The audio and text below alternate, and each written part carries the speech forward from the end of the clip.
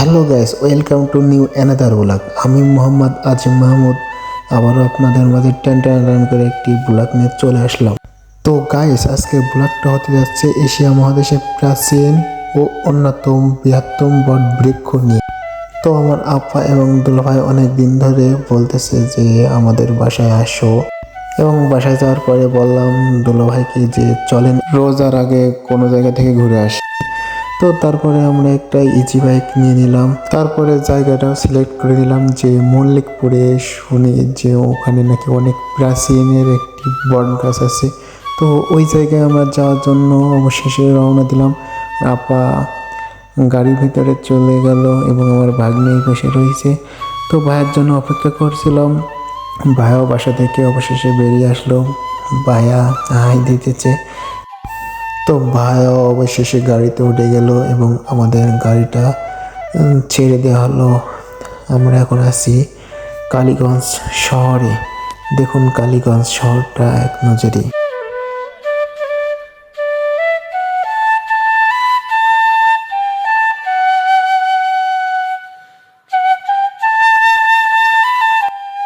এটা হলো Kaliganj main stand. ঝিনাইদহের কালীগঞ্জ উপজেলা শহর থেকে চিকুন পিচের রাস্তা মল্লিকপুর ছেড়েছে। 12 কিলোমিটার এগিয়ে গেলে চোখ পড়বে সবুজের পাহাড়, যে সবুজের শেষ নেই। প্রাকৃতিক পরিবেশটা আমার কাছে অনেক সুন্দর লাগে। মানুষ মাত্রই প্রকৃতি প্রেমী, তাই প্রকৃতির মাঝে মানুষ হারিয়ে যায়। এই হারিয়ে যাওয়ার কারণে মানুষ মনে শান্তি খুঁজে পায়। আপনারা যদি মনে অশান্তি থাকে তাহলে অবশ্যই প্রকৃতির মাঝে হারিয়ে যান, দেখবেন মনে অনেকটাই শান্তি চলে এসেছে। আল্লাহ তাআলা সৃষ্টির অপরূপ সৌন্দর্য হচ্ছে এই প্রকৃতি, তাই প্রকৃতিকে ভালোবাসুন এবং প্রাকৃতিক মাঝে হারিয়ে যান। তো চলুন, আমরা তো এতক্ষণ প্রাকৃতিকের মাঝে হারিয়ে গিয়েছিলাম, এখন দেখি বট বৃক্ষটা কেমন। তো চলুন আমরা এক নজরে দেখে নিই। তো অবশেষে আমরা সেই মল্লিকপুর চলে এসেছি। দেখেন রাস্তার সাইডে দেখা যাচ্ছে বট গাছ, কতই না সুন্দর। তাহলে ভিতরে যে দেখি কেমনটা লাগে, আশা করি অনেক ভালো লাগবে। তো এখানে একটা জিনিস দেখলাম যে টিকিট ছাড়া আমাদের প্রবেশ করালেন। তো এখানে অন্য অন্য সময় টিকিট নেয়, যেমন পহেলা বৈশাখ আছে, ঈদের সময় নেয়, কিন্তু এখন দেখলাম আমাদের কাছ থেকে টিকিট নিল না। তো অবশেষে আমরা ভেতরে প্রবেশ করলাম।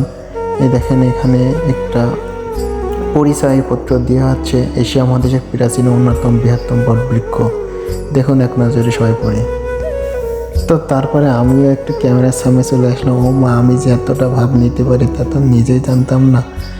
তো আমি আস্তে আস্তে সব কিছু দেখলাম এবং ভিডিও শ্যুট করলাম। তো দেখুন, আপনারাও একটু আপনাদেরকেও দেখানোর সুযোগ করে দিলাম। তো আমার জায়গাটা খুবই ভালো লাগছে। তো আপনারা এখানে আসবেন, আসলে বুঝতে পারবেন যে আসলে জায়গাটা কতই না সুন্দর। তো আমি এই বট বৃক্ষর বিষয় নিয়ে মল্লিকপুর বাসীদের কাছে কিছু শোনা কথা আপনাদের সাথে শেয়ার করব। বট গাছ এমনিতেই বড়, বিশাল জায়গা নিয়ে এই গাছ তার ডালপালা বিস্তৃত করে। কিন্তু এই জায়গা যদি 2 একর নিয়ে হয় তাহলে সেই গাছ কত বড়। হ্যাঁ, এমনই একটি বট গাছের অবস্থান ঝিনাইদহ কালীগঞ্জ উপজেলার সুইতলা মল্লিকপুরে। ঝিনাইদহ কালীগঞ্জ উপজেলা শহর থেকে চিকুন পিচের রাস্তা মল্লিকপুরে ছুঁয়েছে।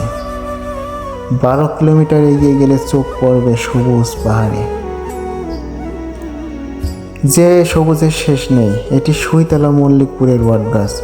8 নম্বর মালিয়াট ইউনিয়নে বেথুলিয়া মৌজায় বর্তমানে 11 একর জমি জুড়ে রয়েছে এই অস্তিত্ব। এর উচ্চতা আনুমানিক 250 থেকে 300 ফিট। বর্তমান বট গাছটি 52টি বট গাছের রূপ নিয়েছে। বিসিবির জরিপে 1984 সালে এশিয়া মহাদেশের বৃহত্তম খ্যাত এই বট গাছের অবস্থান ও নামকরণ নিয়ে রয়েছে নানান জটিলতা এবং রয়েছে কিংবদন্তি। কারোর কাছে সুইতলার বট গাছ, কারোর কাছে সুইতলা মল্লিকপুরের বট গাছ, আবার কারোর কাছে বেথুলিয়া বট গাছ বলে এটি পরিচিত।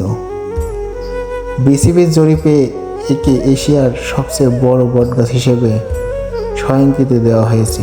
আর 2009 সাল থেকে সামাজিক বন বিভাগ যশোরে বটগাছটি ব্যবস্থাপনা করে আসে। গাছটির সম্পর্কে স্থানীয়রা কোনো সুনির্দিষ্ট তথ্য দিতে পারেনি, তবে প্রায় 200 থেকে 300 বছর পুরনো বলে ধারণ করা হয়। গাছটি কে বা কারা লাগিয়েছে তার কোনো সুনির্দিষ্ট তথ্য কেউ না দিতে পারলেও জানা যায় এখানে আগে কুমারদের বসতি ছিল।